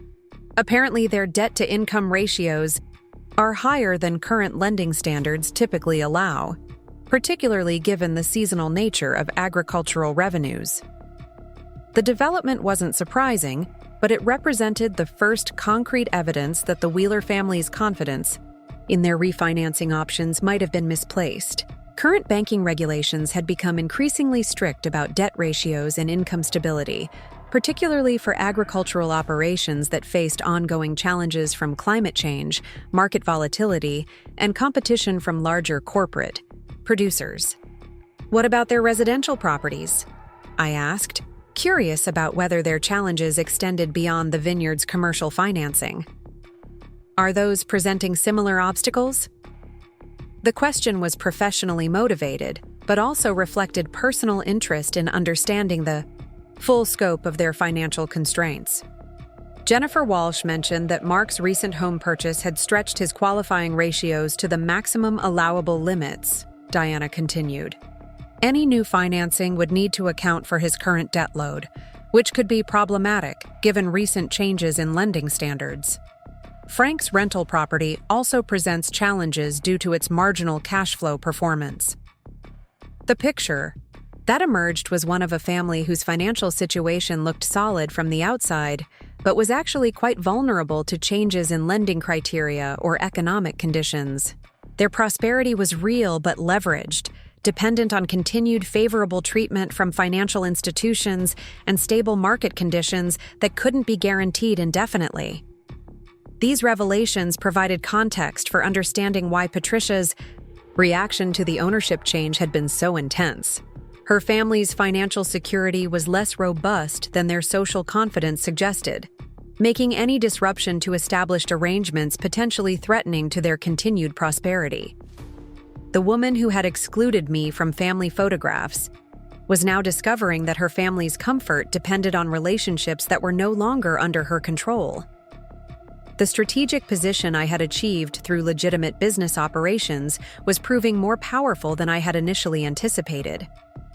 Not because I intended to use that power vindictively, but because the Wheeler family's actual financial situation was more constrained than they had previously acknowledged. even to themselves. Their crisis wasn't created by my actions, but by their own over-leveraged position and their assumption that personal relationships could substitute for financial strength. As March progressed toward April, the Wheeler family's efforts to escape their dependence on my company continued encountering obstacles that seemed to surprise them. Each unsuccessful refinancing attempt provided additional evidence that their options were more limited than they had assumed, while their growing frustration created new tensions within their family relationships that had previously been stable. The woman who had been deemed unworthy of inclusion in their family Christmas card was now watching them struggle with realities they had never been forced to confront. The agricultural heritage Patricia had wielded as social capital was proving insufficient to overcome practical financial constraints that operated according to objective criteria rather than family legacy or social connections. The tables were turning, though not through any deliberate action on my part. The Wheeler family was discovering that power dynamics they had taken for granted were more fragile than they had realized, and that the financial security that supported their social confidence was subject to market forces they couldn't control through force of personality or family tradition. The call from Patricia Wheeler arrived on a Thursday afternoon in late April, exactly 6 weeks after their futile attempts at refinancing had begun. This time, her voice carried none of the imperious authority that had characterized our previous conversations. Instead, there was a brittleness that suggested someone who had exhausted their usual strategies and was being forced to consider alternatives they'd never previously imagined. "Sarah," she began, my name emerging with obvious difficulty. "I wonder if we might arrange a meeting to discuss our family's situation more comprehensively. Frank and I have been thinking that perhaps we approach this matter too hastily, without proper consideration of all the relevant factors." The careful phrasing revealed Patricia's struggle to request a meeting without acknowledging the failure of her initial approach. The woman who had spent weeks demanding immediate solutions and threatening regulatory complaints was now seeking face-to-face discussions that might provide outcomes her aggressive tactics had failed to achieve. "Of course," I replied immediately, my tone professionally neutral despite the significance of her capitulation. "Would you prefer to meet at my office, or would another location be more convenient for you?" The offer of alternative venues was designed to demonstrate flexibility while maintaining the business framework that would govern our interaction. "Actually," Patricia said, her voice dropping slightly, "we were hoping you might consider joining us for dinner at the house this Sunday. Nothing formal, just family, so we can speak privately about these matters without the constraints of a business environment." The invitation represented a complete reversal of her previous strategy, acknowledging that professional channels hadn't provided the leverage she'd expected. The irony wasn't lost on me that Patricia Wheeler was now inviting me to participate in family gatherings she had previously worked to exclude me from. The woman who had orchestrated my removal from Christmas photographs was now seeking my presence at family dinner discussions about financial arrangements I controlled. The power dynamics that had shaped our relationship for 12 years had been fundamentally altered by economic realities she couldn't manipulate through social maneuvering. "I'll be happy to attend," I agreed, genuinely curious about what approach the Wheeler family would take when forced to acknowledge their dependence on my business decisions. "Should I expect this to be a social gathering, or would you prefer I bring documentation that might be relevant to our discussions?" The question forced Patricia to clarify whether she was attempting to restore personal relationships as a foundation for requesting special treatment, or whether she was ready to engage in serious business negotiations that acknowledged the professional nature of our changed dynamic. "Perhaps it would be best if you brought whatever information might help us understand our options more clearly," she admitted reluctantly. "Frank has been working with several mortgage brokers, and their feedback has been somewhat discouraging regarding our refinancing prospects. We'd appreciate your professional perspective on our situation." The admission that their refinancing efforts had failed marked a crucial shift in Patricia's approach to managing this crisis. After weeks of demanding immediate solutions and threatening to take their business elsewhere. She was finally acknowledging that their options were more limited than she had initially assumed, and that my expertise might be valuable rather than merely inconvenient. Sunday evening arrived with unusual clarity for late April in Oregon, the spring air carrying scents of cherry blossoms and fresh grass as I drove through the Hillcrest neighborhood toward the Wheeler family estate. The familiar route felt different. Now, no longer a journey toward social obligations where my acceptance remained perpetually uncertain, but rather a business meeting where my professional expertise was genuinely needed. Bob met me at the front door, his expression reflecting the complex emotions that had characterized his behavior throughout this entire situation. He was clearly uncomfortable with his role as intermediary between his birth family and his wife, particularly now that circumstances had forced his family to seek assistance from someone they had consistently treated with condescension.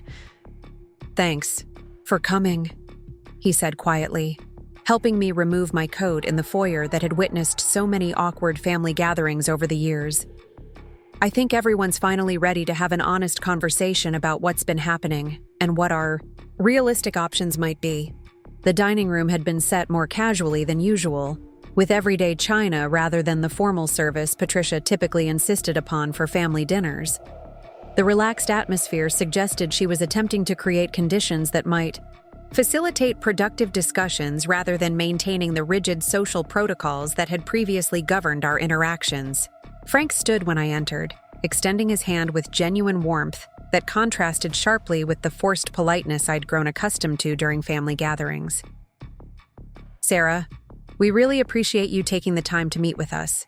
I know this situation has been uncomfortable for everyone, and we're hoping to find a path forward that works for all parties involved." His acknowledgement that the situation had been uncomfortable represented the first time any Wheeler family member had explicitly recognized that their treatment of me might have been problematic.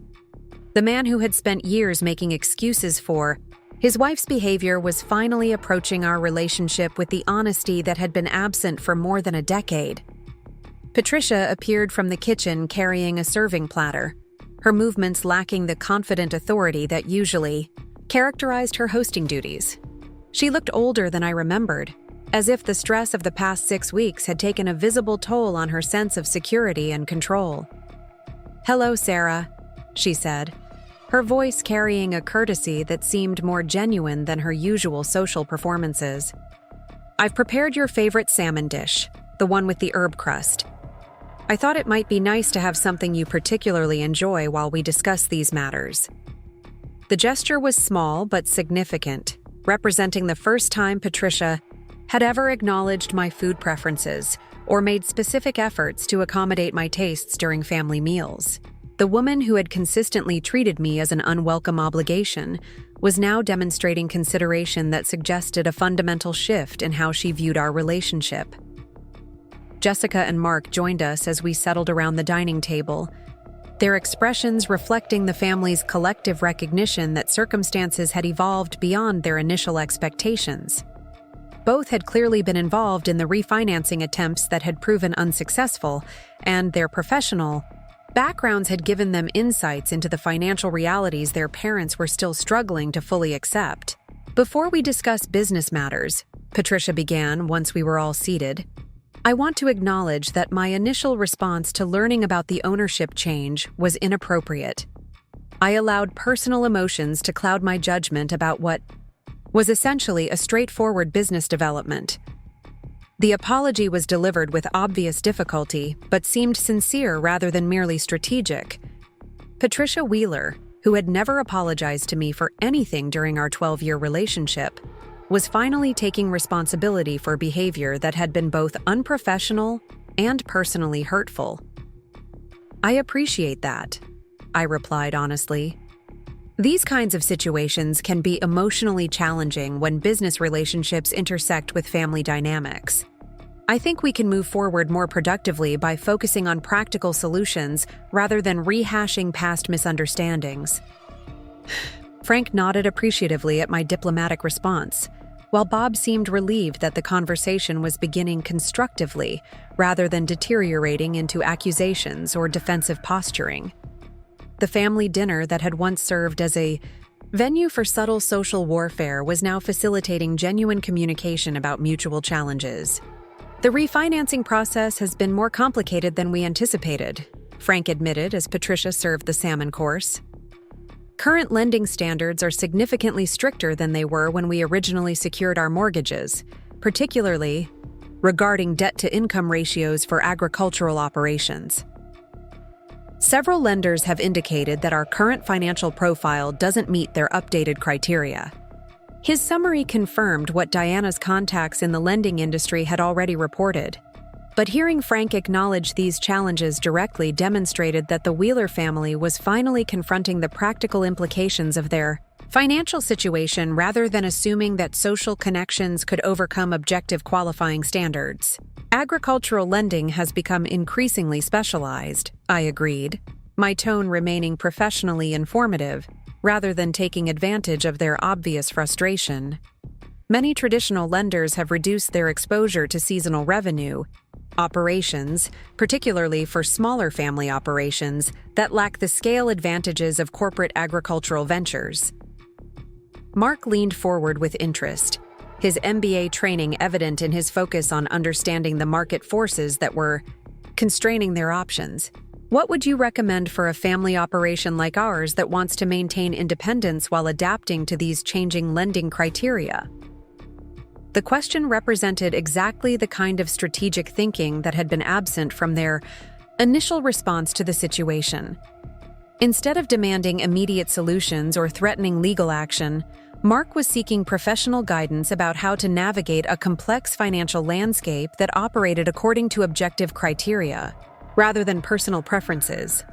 There are several approaches that can improve qualifying ratios for agricultural operations, I replied, genuinely helpful despite the personal history that complicated our relationships. Diversifying revenue streams, implementing operational efficiencies that improve profit margins, and restructuring debt obligations to better align with seasonal cash flow patterns can all enhance lending profiles. Jessica had been taking notes throughout this exchange, her legal training apparent in her systematic approach to documenting information that might prove useful for future planning. Are there specific operational changes that tend to be most effective for vineyards facing similar challenges? Her question demonstrated that the Wheeler family was finally prepared to consider substantive modifications to their business practices rather than simply seeking alternative financing arrangements that would preserve their existing operational approaches without requiring adaptation to changing market conditions. Technology investments that improve production efficiency often provide measurable returns that lenders recognize in their financial projections, I explained.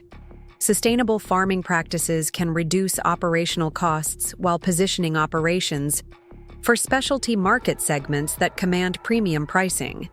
Strategic partnerships with distribution networks can stabilize revenue streams and reduce marketing costs.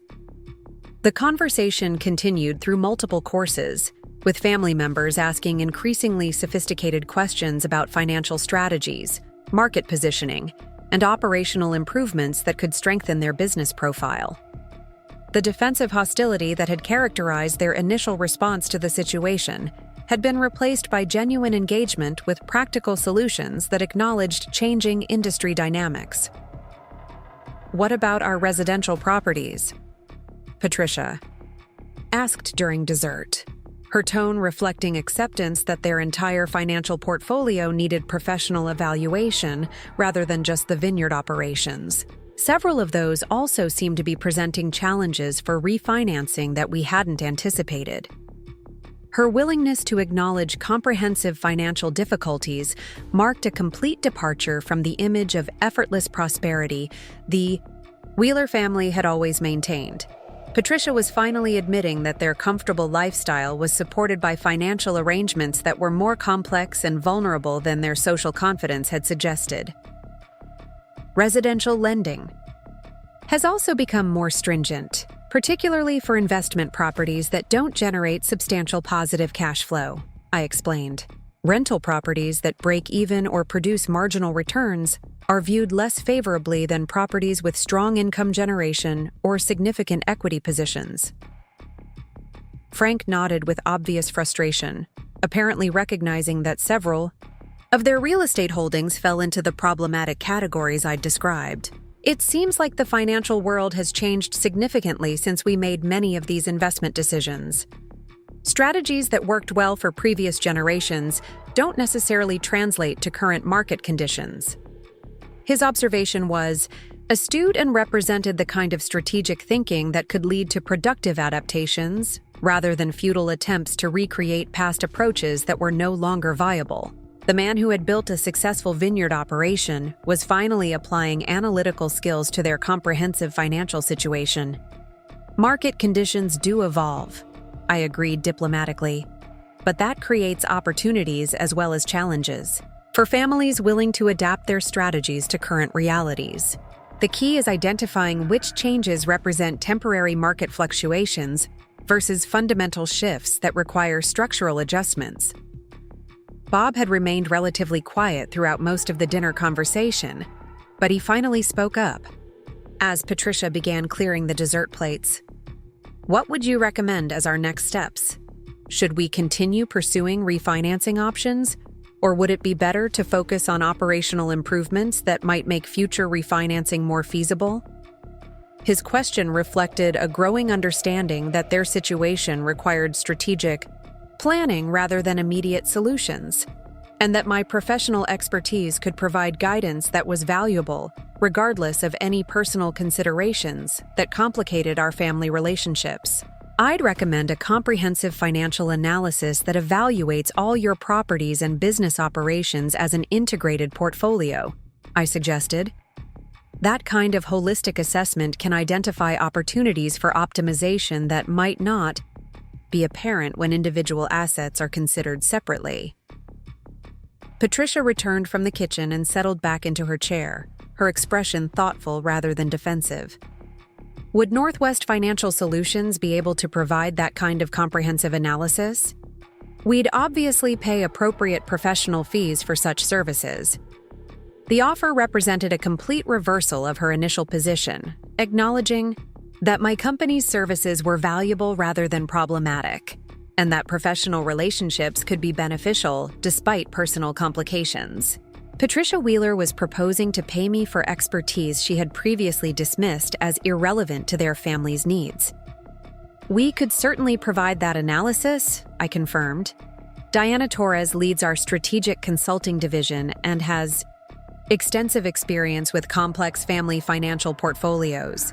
She could work with your accountants and legal advisors to develop comprehensive recommendations that address both current challenges and long-term strategic objectives. The suggestion to work through Diana rather than handling their account personally demonstrated my commitment to maintaining professional boundaries while providing quality service. It also offered the Wheeler family access to expert assistance without requiring them to navigate the personal dynamics that had complicated our recent interactions. That sounds like exactly what we need, Frank said with obvious relief. We've been trying to solve these problems piecemeal, but a coordinated approach that considers all the interdependencies makes much more sense. As the evening drew toward its conclusion, the atmosphere had transformed completely from the tense confrontations that had characterized our early communications about the mortgage ownership change. The Wheeler family had progressed from denial and anger through bargaining and depression to acceptance of their changed circumstances and genuine engagement with productive solutions. "Before we finish," Patricia said as we prepared to leave the dining room, "I want to say something I should have said years ago." She paused, clearly gathering courage for words that didn't come easily. "You've built something remarkable with Northwest Financial Solutions. Your success is genuinely impressive, and I was wrong to treat your achievements as somehow threatening to our family's position." The acknowledgement was unprecedented in our 12-year relationship, representing the first time Patricia had recognized my professional accomplishments as legitimate achievements rather than temporary anomalies that would eventually be corrected through proper family priorities. "Thank you," I replied simply, genuinely moved by her recognition despite everything that had transpired between us. I've always respected what your family built with the vineyard operation. Business success comes in many forms, and agricultural enterprises require skills and persistence that I certainly don't possess. Bob walked me to my car as the evening concluded, his relief evident at how constructively the family discussion had proceeded. "I think that went better than anyone expected," he said, his voice carrying hope that family relationships might finally stabilize around mutual respect, rather than the uneasy tolerance that had previously characterized our interactions. "Your family handled a difficult situation with more grace than many people would have managed," I replied honestly. "It takes courage to acknowledge when circumstances require fundamental changes in approach, rather than just tactical adjustments." The drive home through Riverside's quiet streets provided time to reflect on the evening's developments and their implications for future family dynamics. The crisis that had begun with my exclusion from Christmas photographs had evolved into genuine communication about mutual challenges and collaborative problem-solving that acknowledged everyone's legitimate interests. Patricia Wheeler's journey from social gatekeeper who controlled family hierarchies through force of personality to strategic thinker who recognized the value of professional expertise had been dramatic, but ultimately positive for everyone involved. The woman who had once dismissed my background as a liability had finally understood that diverse perspectives and specialized knowledge were assets rather than threats to family prosperity. The acquisition of Pacific Northwest Lending Corp had provided me with strategic advantages I'd never intended to use vindictively, but circumstances had demonstrated that power was most effective when exercised with restraint and professional integrity. The Wheeler family's financial challenges had created opportunities for demonstrating competence and character, rather than simply exacting revenge for years of social slights. Over the following weeks, Diana Torres worked closely with the Wheeler family's advisors to develop comprehensive recommendations that addressed their immediate refinancing challenges while positioning them for long-term financial stability. The strategic plan that emerged included operational improvements, debt restructuring proposals, and investment strategies that leveraged their agricultural expertise while diversifying their revenue sources. The vineyard operations benefited from technology investments that improved production efficiency and quality control systems that positioned their wines for premium market segments.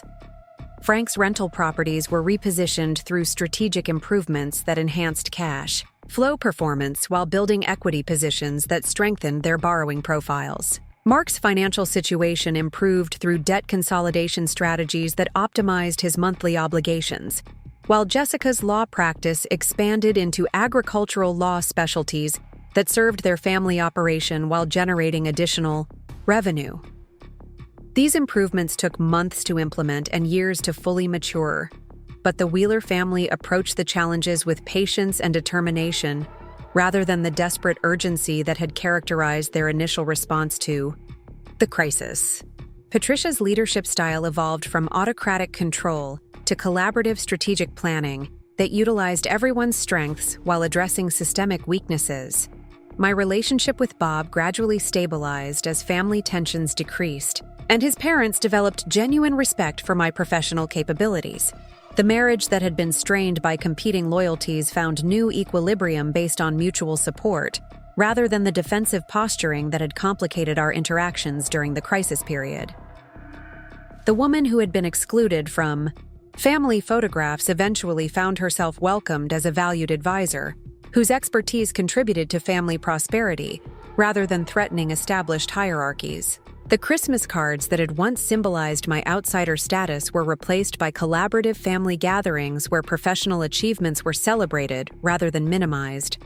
Patricia Wheeler never became my closest friend, but she developed into someone who acknowledged my place in the family and valued my contributions to their collective success. The agricultural heritage she had once wielded as social capital became the foundation for strategic planning that honored tradition while adapting to contemporary market realities. The acquisition that had begun as a business opportunity had evolved into a catalyst for family transformation that strengthened relationships, improved financial security, and demonstrated that power exercised with wisdom could benefit everyone involved. The tables had turned, but the final outcome was cooperation rather than conquest, mutual prosperity rather than zero-sum competition. Frank Wheeler's vineyard continued operating successfully under improved financial arrangements that enhanced rather than threatened their agricultural legacy. Patricia's social leadership evolved to include recognition of diverse achievements and backgrounds rather than maintaining rigid hierarchies based on inherited privilege. Jessica and Mark built careers that contributed to family prosperity while pursuing their individual professional aspirations. Bob and I celebrated our 15th wedding anniversary at a family gathering where my presence was genuinely welcomed rather than grudgingly tolerated. The woman who had once been deemed unworthy of inclusion in their family story had become an integral part of their continued success, proving that outsider perspectives could strengthen rather than threaten established traditions. The journey from exclusion to acceptance had required confronting difficult truths about family dynamics, financial realities, and personal assumptions that had shaped relationships for years. But the destination was worth the challenges, creating foundations for prosperity and respect that would endure long after the immediate crisis had been resolved. Up next, you've got 2 more standout stories right on your screen. If this one hit the mark, you won't want to pass these up. Just click and check them out.